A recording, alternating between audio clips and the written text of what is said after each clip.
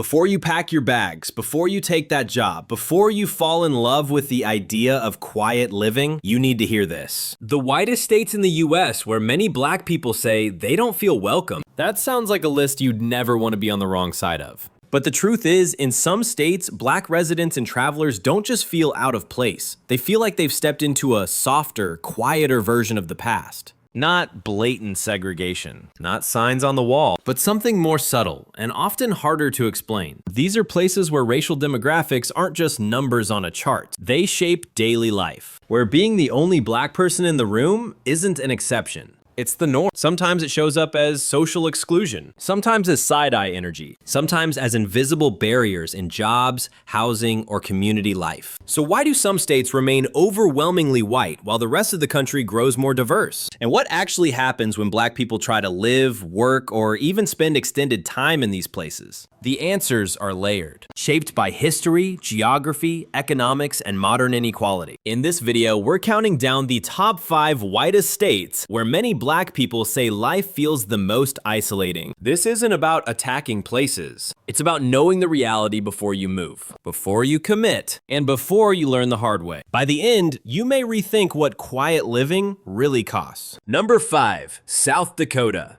We begin at number 5, South Dakota, the state of monuments and terrifying silence. At first glance, South Dakota looks like the classic American dream. You have Mount Rushmore carved into the stone, a symbol of national pride. You have endless prairies stretching to the horizon, offering a sense of limitless freedom. And most importantly, you have incredibly attractive real estate prices. You can buy a massive ranch here for the price of a cramped studio apartment in New York City or Los Angeles. That invitation sounds seductive, doesn't it? It calls to anyone looking to escape the rat race. But before you sign that mortgage contract, look at this number. The black population in South Dakota is currently hovering below 3%. That number represents absolute isolation. But the problem in South Dakota isn't just the statistics on paper. The problem is the visceral feeling you get when you actually step foot there. It is something called the fishbowl effect. Let me put you in that scene. You are driving cross country. You pull into a small gas station in the middle of nowhere. Maybe you are a few miles outside of Sturgis. You walk into the convenience store to buy a bottle of water. The door chime rings, and instantly, every other sound stops. The hushed conversation at the register dies out completely. The man drinking coffee in the corner freezes mid-sip. And then 10 heads turn in unison to look at you. Nobody says a racial slur. Nobody shouts at you. Nobody chases you out with a weapon. They just look. They stare. They look at you like you are an alien species that just fell out of a flying saucer. They look at you like your very presence is a glitch in their universe. You walk to the cooler to get your water. You can feel their eyes drilling into your back. You walk to the counter. The cashier does her job, but there is no polite smile. There is only cold, unblinking scrutiny. The silence is so heavy you can hear your own heartbeat. You pay, you walk quickly to your car, and you start the engine. Only when your tires hit the highway again do you dare to exhale. That is the reality of daily life in South Dakota.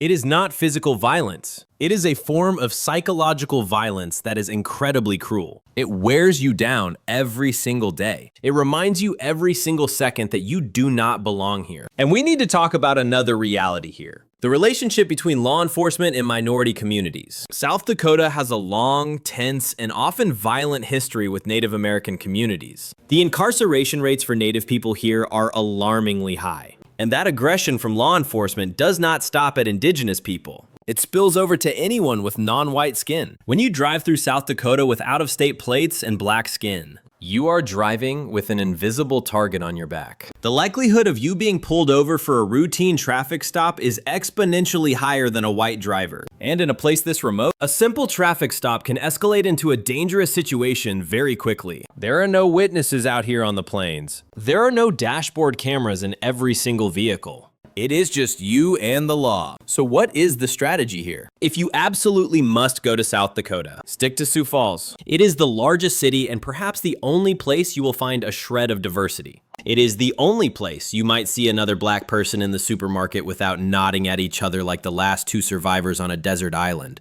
But the moment you step outside of Sioux Falls, you are stepping into the land of silence. And in South Dakota, that silence screams louder than any hate speech. Number 4, North Dakota. We leave the silence of South Dakota for number 4. North Dakota. If South Dakota is a trap of psychological isolation, North Dakota is a deadly economic trap. We all know about the Bakken oil boom. For over a decade, North Dakota has been a magnet for labor from all over the United States. The wages in the oil fields here are sky high. Someone without a college degree can make 6 figures a year. For many young black men looking for a chance to change their lives, North Dakota sounds like the promised land. They pack their bags leaving Detroit, Chicago, or Houston to head north. They accept the 30 below zero winters. They accept the 14-hour workdays, all for the economic goal of building a better future. But what they find there isn't just oil. They find a toxic culture known as roughneck racism. This is a lawless frontier. It is a place where the civilized rules of modern society seem to vanish. I need to tell you about a term found in federal court documents. Black jelly bean. This is not a rumor. This is a fact recorded in lawsuits filed by the Equal Employment Opportunity Commission. In the oil fields of North Dakota, black workers were frequently referred to as black jelly beans. It sounds almost harmless at first glance, but the meaning behind it is venomous. It implies that nobody likes the black jelly beans in a bag of candy. It implies you do not belong in the bag. It implies you are garbage to be discarded. And it didn't stop at words. Investigations from 2018 all the way through 2024 have documented horrific incidents. Nooses were found hanging from drilling equipment, a symbol of death terror evoking the Jim Crow era. But this appeared right here in the 21st century, right in a modern workplace with billion-dollar equipment. Black workers were segregated in housing assignments. They were pushed into the worst living quarters, separated from white workers. They were assigned the most dangerous jobs with the least safety gear. And when they spoke up, when they filed complaints, they were isolated, they were threatened, or they were simply fired on the spot in a state where worker protections are paper thin. You have to understand the geography here. These oil fields are in extremely remote locations, miles away from police, miles away from media, miles away from any legal support. When you are in a man camp in the middle of the frozen plains, surrounded by rough men who are drinking and carrying deep-seated racial biases, your safety is zero. No one can hear you scream for help. The environment is hyper-masculine and hyper-aggressive. Racial slurs are tossed around as casually as a wrench. Money is important. I understand that. The allure of $100,000 a year is powerful. But the price you pay in North Dakota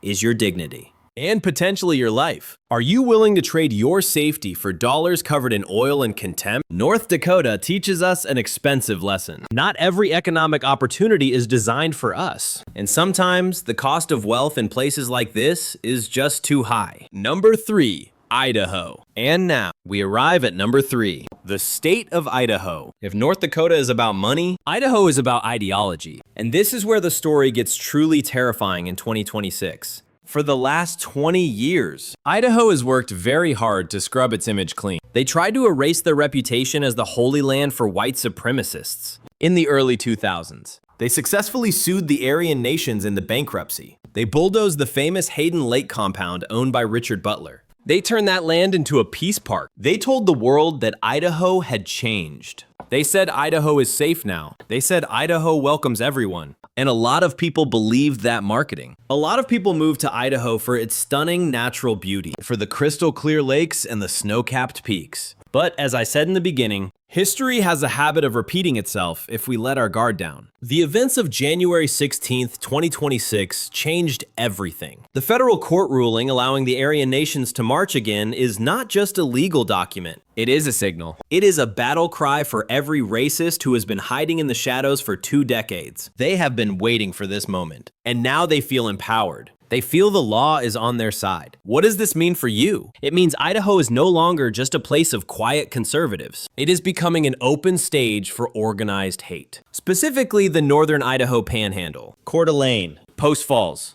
Hayden. These names sound poetic, but that region is the golden triangle of the white nationalist movement. If my younger brother called me today and told me he found a great piece of land in North Idaho, half the price of Atlanta, with a view overlooking Lake Coeur d'Alene that looks like a dream, I would not congratulate him. I would tell him the truth in the most serious voice I have. You are buying a house in a war zone you cannot see. You might not see bullets flying, but you are walking into a place where your existence is viewed as an insult to their ideology. Your neighbors might smile at you today when you move in. But remember who marched on that street in the 90s. And remember who is marching on that street next week. The history of that soil is poisoned. Peace of mind is worth so much more than cheap acreage. Do not let that lake view fool you. Do not bring your wife and children to a place where swastikas are protected by a court order. That is the warning for anyone dreaming about Idaho. The risk here isn't random. It is organized. It is systemic. And in 2026, it is more public than ever. Idaho is shouting its message loud and clear. The question is, are you listening? Number 2, Wyoming. If Idaho is loud and aggressive. Number 2 is terrifying in a completely different way. Wyoming, the state of erasure. Wyoming is the least populated state in America. And it is also the whitest state in America, quite literally. The black population here hovers around 1%.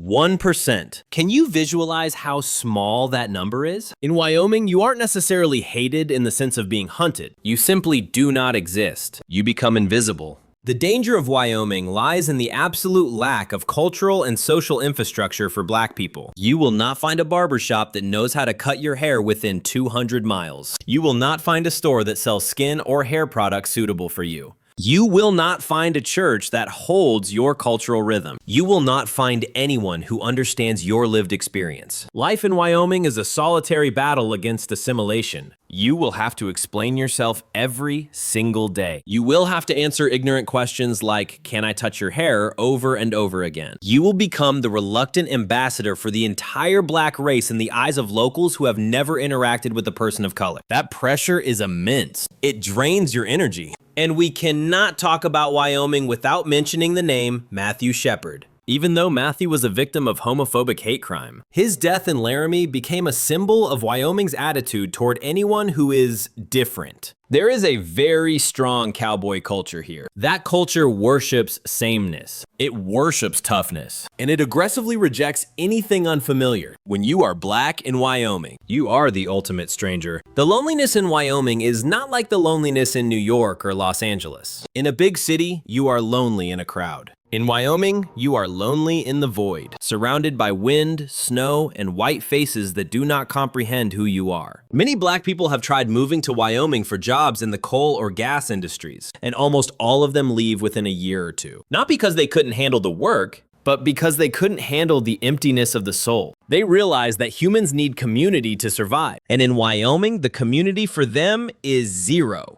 Unless you are a monk seeking absolute solitude. Wyoming will swallow your identity. It will erase you until you don't remember who you are anymore. Number 1, Montana. And finally, we have arrived at number 1, the state that in 2026 is becoming the new headquarters of white nationalism, Montana. Montana is nicknamed Big Sky Country, but for black people. It should be called Big Hate Country. Why is Montana topping this list? Because what is happening here is not natural. It is a plan. It is called the Northwest Territorial Imperative. This is an idea that has existed for a long time in the far-right fringe. Their goal is to turn the Pacific Northwest, including Idaho, Wyoming, and especially Montana, into a white homeland. And in recent years, they are making that happen. Thousands of white nationalists are migrating to Montana with a purpose. They are buying land. They are building gated communities. They are infiltrating local government. They want to create a state where black people are simply not welcome. Look at the city of Billings. In 2024 and 2025, this city saw an explosion of hate symbols. Flyers promoting White Lives Matter were scattered across neighborhoods in the dead of night. Swastikas appeared on public street signs.